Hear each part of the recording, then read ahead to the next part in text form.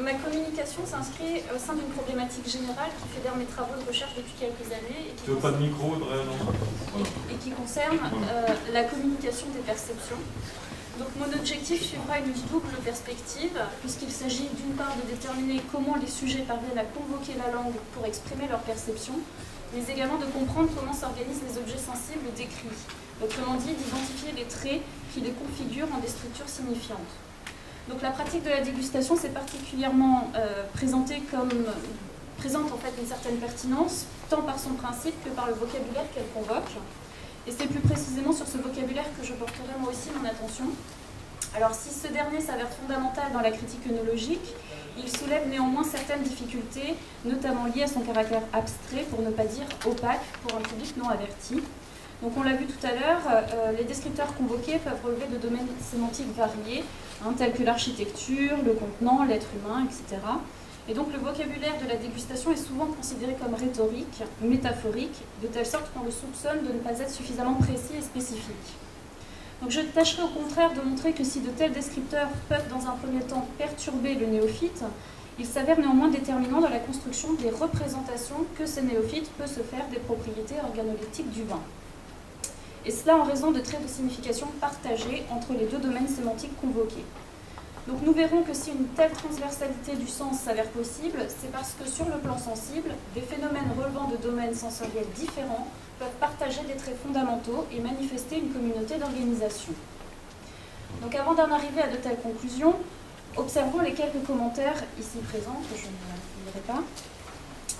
Donc actualisés dans le discours, les éléments du lexique de la dégustation génèrent des énoncés polyisotopiques, pour reprendre donc la terminologie de François Rastier, où cohabitent deux isotopies génériques concurrentes, l'une qui relève de la pratique de la dégustation et qui réfère aux propriétés organoleptiques du vin, et l'autre qui relève d'un des domaines de référence communs que nous expérimentons au quotidien, donc sans compétences particulières, donc l'architecture, la spatialité, etc.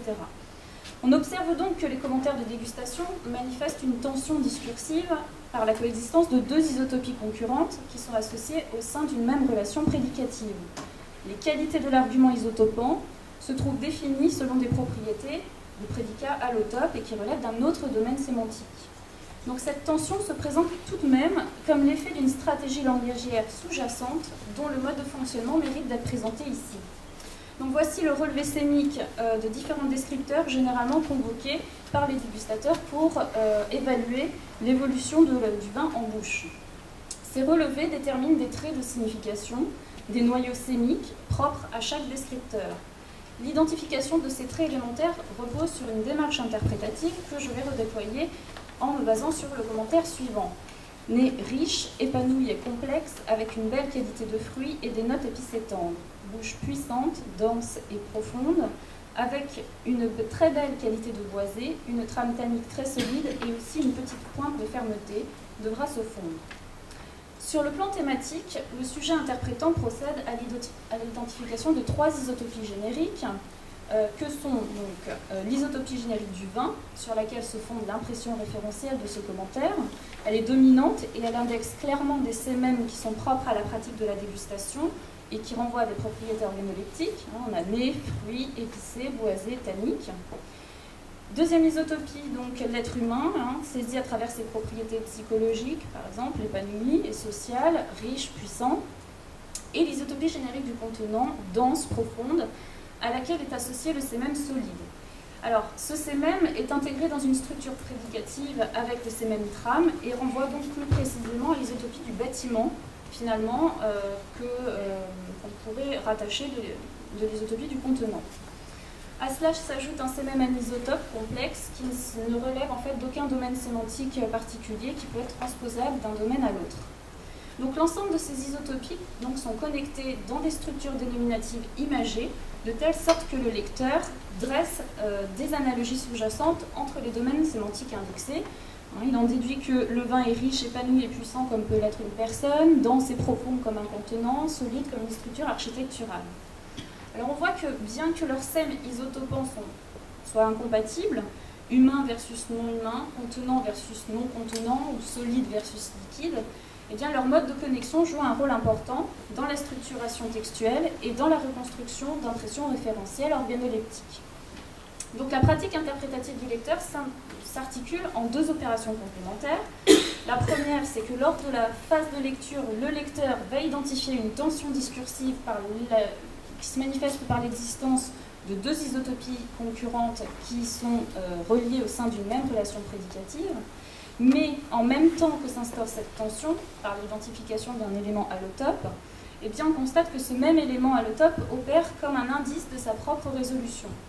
Donc si on prend l'exemple du sème profond, il actualise le sème mésogénérique, donc relatif à un domaine sémantique, toujours selon Rastier. Il actualise donc le sème mésogénérique contenant univers de référence à partir duquel va opérer le travail interprétatif du lecteur. Donc ce dernier va identifier une connexion interisotopique entre l'argument isotopant et son prédicat métaphorique, et donc il va isoler l'ensemble des traits sémiques spécifiques et qui offrent la particularité de traduire des propriétés communes avec celles du vin dégusté. Donc en l'occurrence, il s'agira des sèmes étendus et distances. Donc cet exemple montre que le lexique de la dégustation articule des traits de signification identiques à la terminologie élémentaire que le langage a fixé dans des domaines sémantiques définis comme originaires. Par exemple, si l'adjectif nerveux désigne dans la pratique de la dégustation une bouche à forte intensité acide liée à une certaine force alcoolique, le noyau sémique qui l'articule, intensité et tonicité, est strictement identique à celui de l'adjectif nerveux 1 du langage ordinaire. Autrement dit, l'état psychologique d'un être humain. Seul le domaine d'indexation, vin, être humain, qui contextualise le descripteur, permet de leur attribuer des contenus distincts.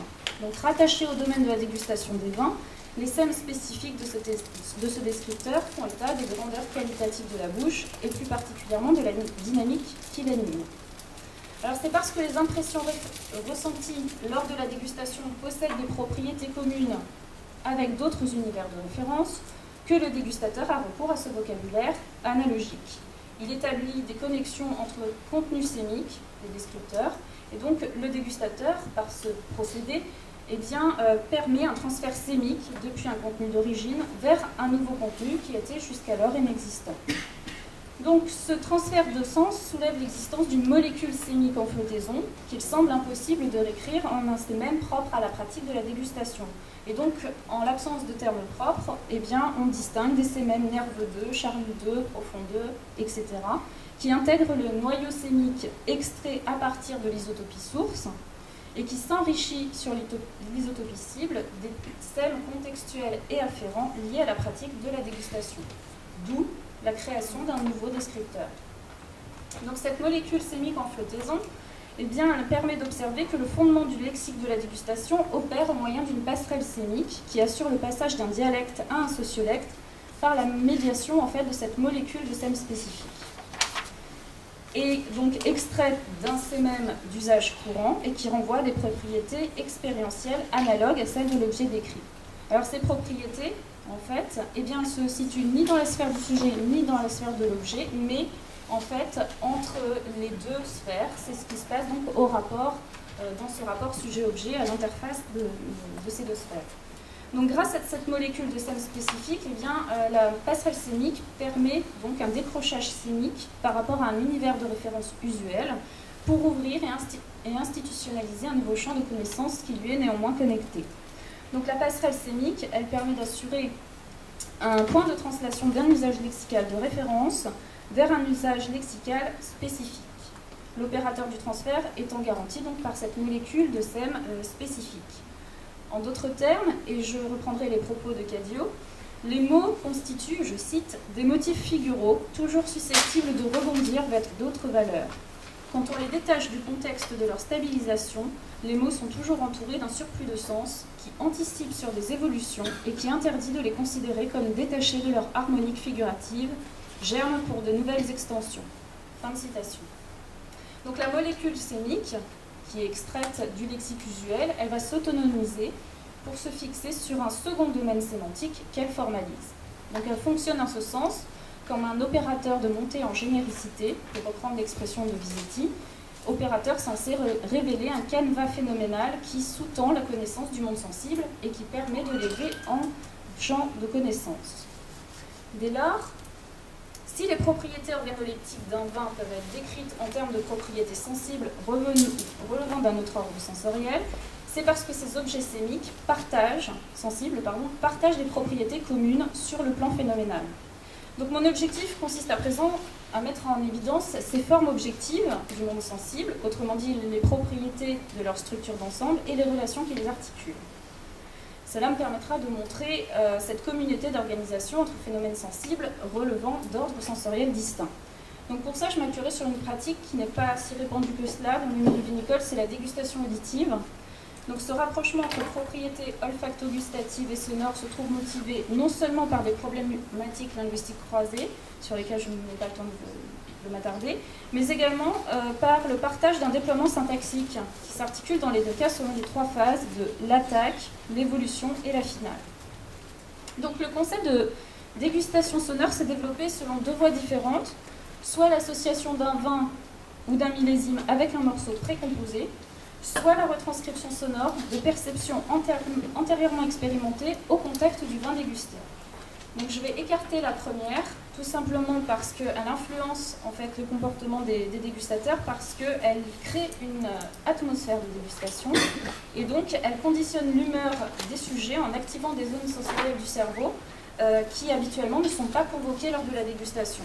Donc c'est plus la création d'une ambiance qui vise l'esprit du vin, plutôt que de parler à proprement de ses qualités organoleptiques.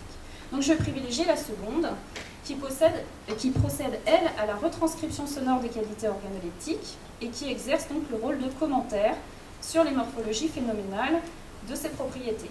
Donc la composition sonore peut être considérée comme un discours esthésique, déterminé par un principe d'équivalence sensorielle avec les qualités du vin dégusté. Donc ce que j'ai fait, c'est que j'ai soumis à l'analyse des compositions sonores qui ont été réalisées par un designer sonore à partir de commentaires de dégustation du vin que je lui ai transmis. Alors non musical, ce type de corpus offre l'avantage d'articuler des sons artificiels hautement abstraits, ce qui est pas plus mal parce que du coup ça évite au sujet de chercher les référents ou les objets sources en fait, de ces sons. Et donc ils sont obligés de se concentrer véritablement sur les propriétés sonores et d'établir des passerelles avec les propriétés du vin. Donc ma visée est la suivante: mesurer le rôle des qualités sonores dans l'appréhension des propriétés olfacto-gustatives des vins, et donc déterminer la structure phénoménale en vertu de laquelle la composition sonore renvoie donc aux propriétés du vin et notamment à la structure olfacto-gustative de ce vin. Donc, comme je l'ai dit, j'ai sollicité le concours d'un designer sonore, donc Simon Cacheux, avec lequel je travaille depuis plusieurs années. Je lui ai soumis donc quelques commentaires de dégustation et pour chacun de ces commentaires, il m'a proposé donc un échantillon sonore. Donc voici la démarche de son processus créatif. Je ne vais pas le lire, je vais m'attarder sur des points importants tels que il n'y a pas a priori de rupture dans le goût, les sensations apparaissent et disparaissent progressivement.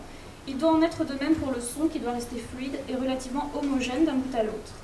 Donc la fluidité et l'homogénéité de la composition sonore, auquel fait référence donc, Simon Cacheux, rappelle le principe de l'harmonie, commun aux qualités olfacto-gustatives des vins et à la musique.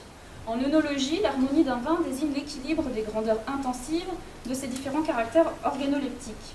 C'est un vin équilibré dans sa structure, ses saveurs, et dans l'ensemble de toutes ses expressions, notamment ses flaveurs, tant en qualité des substances qu'en intensité.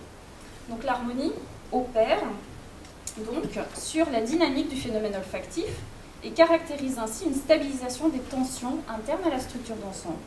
Donc cette modulation des grandeurs intensives est à l'origine de ce qu'on appelle la morphologie sensible. Donc l'intensité s'impose comme la catégorie régissante de la structure phénoménale.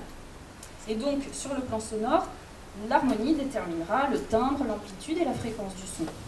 Alors, autre point, dit-il, donc Simon Cacheux, ces associations élémentaires, propriétés son, servent de base à la création.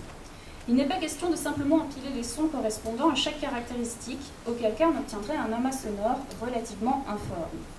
Donc la démarche créative du designer sonore soulève une autre particularité, c'est la présence de cette structure élémentaire qui constitue la base de la composition et qui assure le fondement de l'association des propriétés olfacto-gustatives au son convoqué.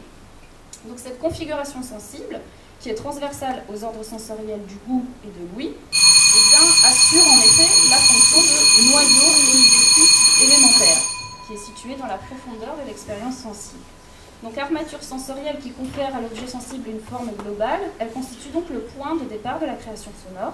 Et puis l'accomplissement de cette création sonore se fait après au moyen d'ajustements qui assurent la fonction de lien entre les différents éléments sonores sélectionnés. Donc ces ajustements constituent la dimension figurative de l'objet sensible. Ils relèvent des prescriptions et des règles syntaxiques de la pratique du design sonore, en vertu desquelles donc, le sonore passe d'une simple juxtaposition de sons à un état morphologique déterminé. Donc voyons comment cette structure élémentaire peut manifester une communauté d'organisation donc, entre qualité olfacto-gustative et sonore. Donc je vais reprendre le commentaire sur lequel j'étais revenue tout à l'heure. En 3 minutes. Voilà. Voici donc la production sonore de Simon Cacheux.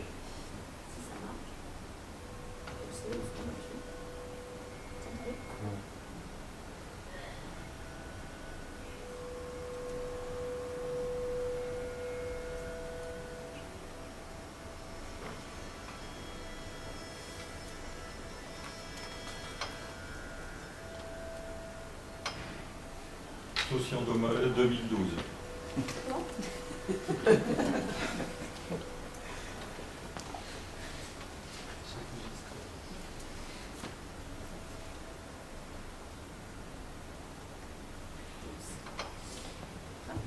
Donc l'objet sonore réalisé donc, manifeste une attaque modérée qui présente immédiatement une multiplicité de couches liées à une dilatation de la matière sonore. Il n'y a pas de son qui fasse véritablement événement au sens propre du terme, puisque chaque mouvement émane d'un mouvement plus global et crée un effet de diffraction. Donc les modulations de l'intensité de chaque composant créent un entrelac sonore, une matière dense, dont la diversité méréologique est difficilement saisissable. Donc le mouvement initial présente un volume dense et complexe, marqué par des fluctuations, à l'origine d'un effet de réverbération, d'un déplacement. Donc le son est grave et velouté, propriété qui lui confère un effet de profondeur et marque une certaine distance avec le sujet percevant. Donc le mouvement initial va se reproduire par répétition. Il opère notamment un déplacement d'abord orienté de la profondeur vers la surface, puis de la surface vers la profondeur. Donc le point d'articulation entre ces deux périodes est assuré par un second mouvement qui est plus aigu, qui prend corps, qui émerge dans le champ de présence avec une certaine intensité croissante et qui se fait à nouveau ensevelir sous la couche initiale. Donc cette intensité croissante et vibrante, elle émerge selon un tempo accéléré par rapport au mouvement initial dont elle se détache par sa légèreté.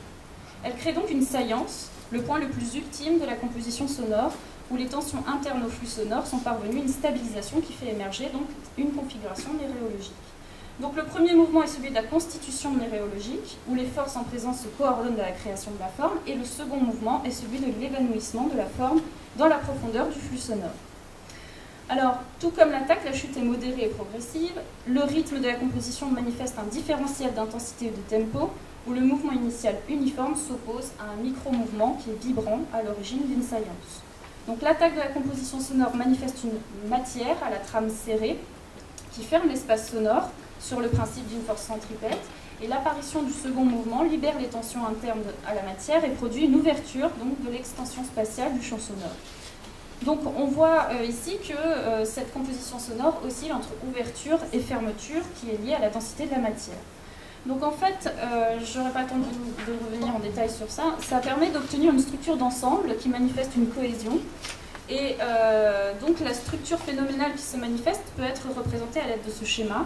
Ce schéma représente l'exfoliation en fait, du germe sonore, et donc les catégories de la quantité, qualité et relation qui sont respectivement reformulées en matière, qualité et forme au centre de ce schéma, eh bien, relèvent de la table kantienne des catégories, dont elles forment 3 des 4 parties. Ce schéma indique leur coémergence lors du déploiement de la composition sonore, et donc la relation qui les lie ensemble est une dépendance triple. On constate que chacune de ces catégories se détermine elle-même en 3 autres catégories, et donc tout ça selon le principe de l'exfoliation. Donc ce que montre ce schéma, en fait, c'est le noyau phénoménal sonore qui est communiqué en fait, par la représentation sonore et qui renvoie aux propriétés en fait, phénoménales du vin en question. Et donc c'est à travers cette structure que se manifeste la communauté des sensations, c'est-à-dire l'intersémioticité de tous les phénomènes. Alors, je n'aurai pas le temps de vous prouver que cela renvoie en fait, à cette communauté d'organisation. Ce que je veux montrer par là, à travers cette étude, c'est que nous sommes, ce que j'ai voulu montrer, c'est que la structure iconique, ainsi présente, cette structure phénoménale, elle détermine, elle renvoie même à des noyaux schématiques élémentaires qui offrent la particularité de ne renvoyer à aucun ordre sensoriel en particulier. Ces noyaux se situent à un niveau épisémiotique au sein de cette ténébreuse et profonde unité, comme le dirait Merleau-Ponty, en vertu de laquelle le monde sensible se réduit finalement à des structures élémentaires de signification. Ces noyaux se configurent variablement dans l'expérience sensible en fonction des domaines expérientiels. Donc si ressentir une impression veloutée en bouche ou à l'oreille est assimilable à l'expérience tactile du tissu de velours, c'est parce que ces trois événements sensibles partagent en fait un noyau schématique commun qui s'enrichit ensuite selon le contexte de manifestation respectif. Donc c'est ce que met en évidence le vocabulaire de dégustation. S'il présente un caractère imagé, cela ne relève pas tant d'une visée poétique que d'une réelle correspondance entre thème et corps qui partagent des configurations iconiques identiques. Donc le monde sensible consisterait finalement en un vaste ensemble pouvant être appréhendé par une couche commune primitive, pour reprendre les propos de Werner, si bien que cette herméticité du lexique de la dégustation pourrait trouver sa résolution dans un apprentissage non pas basé sur l'acquisition de ce vocabulaire, mais sur l'identification de structures sensibles transversales aux différents ordres sensoriels.